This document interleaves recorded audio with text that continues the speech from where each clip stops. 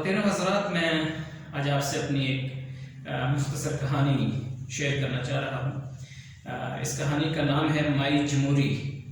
یہ مائی جمہوری جو اس کا عنوان ہے، یہ آپ کو یہ پوری کہانی سننے کے بعد بڑا واضح طور پہ سمجھ آ جائے گا، اور میں امید کرتا ہوں کہ آپ اسے توجہ سے سنیں گے۔ اس کے اندر ایک بہت خوبصورت پیغام موجود ہے، ایک بہت بڑے سسٹم کے لیے جو پولیٹیکل سسٹم ہے ہمارے پاس، جسے ہم جمہوریت یا ڈیموکریسی کہتے ہیں، اور جس کے اوپر ہم جس طرح سے عمل پیرا ہیں، اسی کے اوپر ایک کہانی ہے۔ تو آپ پلیز اسے غور سے سنیے گا، آپ کو بھی مزہ آئے گا۔ مائی جمہوری۔ کل میں اپنے بھانجے بھانجیوں کے پاس بیٹھا ان سے گپ شپ کر رہا تھا، یکدم گلی میں بچوں کا شور بلند ہوا، مائی جمہوری، مائی جمہوری، مائی جمہوری، مائی جمہوری۔ اسکول میں چھٹی ہو چکی تھی، اس لیے گلی میں بچوں کا رش تھا۔ اس مائی جمہوری کے شور میں ہر بچہ حصہ لے رہا تھا۔ میرا چھوٹا بھانجا اور بھانجی جو ابھی ابھی اسکول سے آئے ہی تھے، اس کارے خیر میں حصہ ڈالنے الٹے قدموں گلی میں بھاگ گئے۔ گلی میں جاتے ہوئے اپنے پیچھے وہ گھر کا دروازہ کھلا چھوڑ گئے۔ میں دروازے کے سامنے ہی بیٹھا تھا۔ بچوں کا شور گلی میں چلتا چلا آ رہا تھا، اور چند ہی لمحوں میں وہ شور ہجوم سمیت دروازے کے سامنے نمودار ہوا۔ میں نے دیکھا سب بچے ایک عورت کے آگے پیچھے ارد گرد اچھل اچھل کر کسی سیاسی پارٹی کے کرائے کے کارکنوں کی طرح سے نعرے مار رہے تھے، مائی جمہوری، مائی جمہوری، مائی جمہوری، مائی جمہوری۔ اور وہ عورت ان کے درمیان عجیب سی لاپرواہی سے چلتی چلی جا رہی تھی۔ میرے بھانجے اور بھانجی نے اس عورت کو اپنے گھر تک اسکارٹ کیا اور اس فرض کو دوسرے بچوں کے سپرد کر کے گھر واپس آ گئے۔ عمر میں وہ عورت کوئی اتنی بوڑھی نہیں تھی، یہی کوئی 30 کے لگ بھگ ہوگی، مگر حلیہ اور چال ڈھال ایسی تھی کہ لگتا تھا صدیوں کا سفر کر کے وہاں سے گزری۔ اور پھر یکدم میرے دماغ میں کوئی مدھم سی بتی جلی، اور اس کی نحیف سی روشنی میں ایک دھندلا سا چہرہ ابھرا۔ بے شک ماضی کی یادوں کی کسی دبیز تہ سے وہ چہرہ عیاں ہوا تھا، مگر وہ تو زندگی سے بھرپور ایک ہنستا، مسکراتا اور شرماتا ہوا سا چہرہ تھا۔ نہیں، میں نے یہ خیال دماغ سے چھٹک دیا، یہ عورت نسرین نہیں ہو سکتی۔ ہو سکتا ہے اس کا چہرہ تھوڑی بہت مشابہت رکھتا ہو، مگر یہ ممکن ہی نہیں کہ میں اسے نسرین سمجھ لیتا۔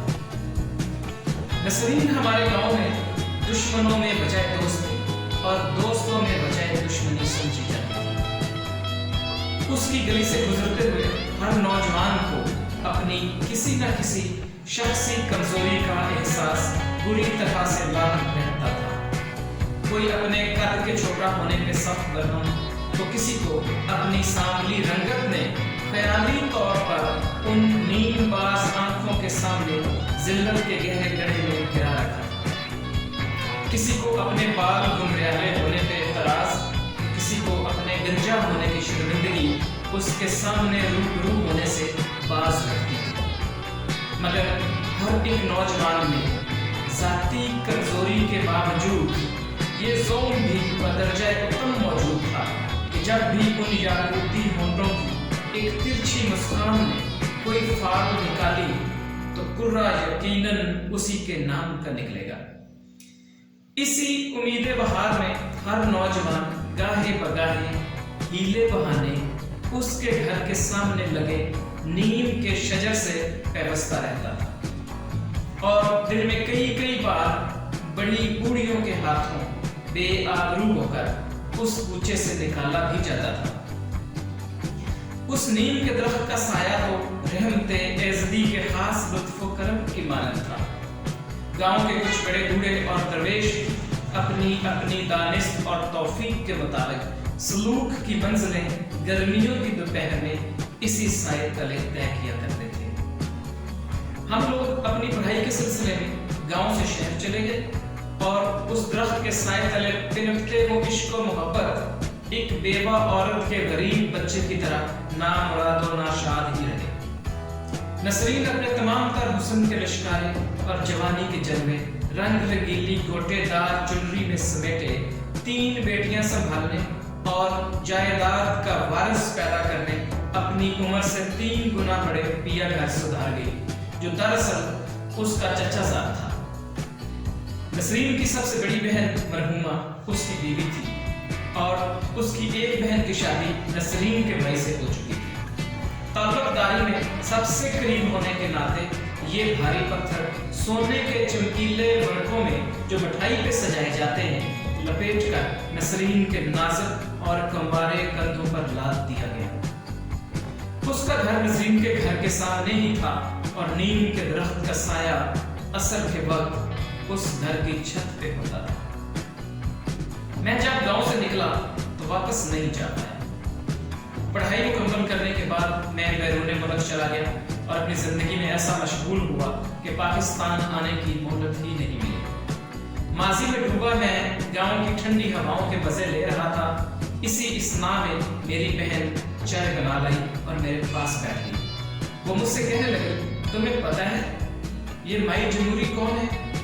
میں نے نفی میں سر ہلایا اور سوچنے والے سے انداز میں کہا، مجھے پتا تو نہیں مگر اس کی شکل گاؤں والی نسرین سے کچھ ملتی جلتی سی ہے۔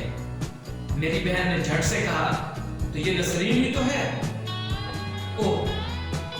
چائے کا گھونٹ بلا اجازت گلے سے گزر گیا اور مجھے ایک سلگتا ہوا سا جھٹکا لگا۔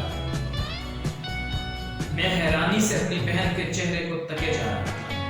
وہ بتا رہی تھی کہ گاؤں میں یونین کاؤنسل کے جو الیکشن ہوئے تھے ان میں نسرین کا بھائی اور شوہر آمنے سامنے کھڑے ہو گئے۔ بس اس چھوٹی سی بات سے دشمنی پڑ گئی اور الیکشن تک پہنچتے پہنچتے یہ دشمنی ساری حدیں عبور کر گئی۔ نسرین کے شوہر نے نسرین کو طلاق دے دی، جس پر غصے میں آ کر نسرین کے بھائی نے اس کے شوہر کو قتل کر دیا۔ نسرین کا ایک ہی بھائی تھا جو جیل چلا گیا۔ نسرین کی ماں مر گئی اور باپ بھی کچھ عرصہ چارپائی پر رہنے کے بعد چل بسا۔ نسرین کا تو ذہنی توازن بگڑ گیا۔ کچھ عرصہ تو اس کی خالہ نے سنبھالا مگر نسرین پاگل ہوتی چلی گئی اور باہر گلیوں میں بھاگ بھاگ جانے لگی۔ لوگ اسے جمہوریت کی ماری کہنے لگے۔ پھر آہستہ آہستہ گلیوں کے بچوں نے جمہوریت کو جمہوری بنا دیا۔ نسرین 7-8 سال نہ جانے کہاں چلی گئی۔ اب پچھلے 1 سال سے یہاں شہر کی سڑکوں اور گلیوں میں پھرتی ہے اور بچے سارا دن اس کے پیچھے پیچھے مائی جمہوری کہتے پھرتے ہیں۔ نسرین کے کندھوں کا وہ پتھر جیسے چائے کے گھونٹ میں تبدیل ہو گیا